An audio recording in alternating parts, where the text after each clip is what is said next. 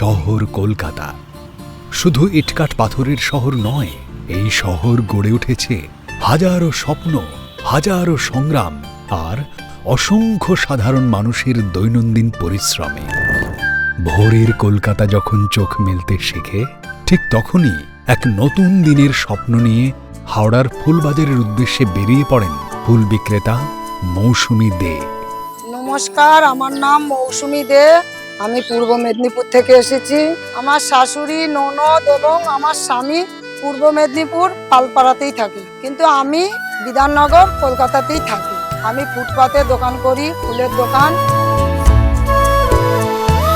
সেই জনবহুল রাস্তায়, ফুটপাতে লুকিয়ে থাকে জীবন ও জীবিকার উদ্দেশ্যে আসা বহু মানুষের ভিড় আর এক টুকরো স্বপ্নের খোঁজ। আমি খাটলে আমার সংসার চলে। আমি মাসে একবার করে বাড়ি যাই আর এক মাস এখানে কাজ করি। যার ফুল বিক্রির রোজ নামচায় থাকে নিজের হাতে ফুল বেছে নেওয়া, দরদাম করা, তারপর সেই ফুল নিয়েই ফিরে আসা বিধাননগরের ফুটপাতে। সেখানেই তার ছোট্ট অস্থায়ী ফুলের দোকান। হাসি মুখে সাজিয়ে রাখেন রঙিন ফুল।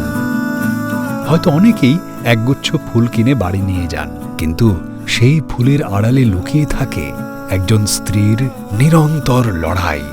বিধাননগর 4 নম্বর বাসন্তী কলোনিতে থাকা হয়। ওখানে আমার একটা ঘর আছে।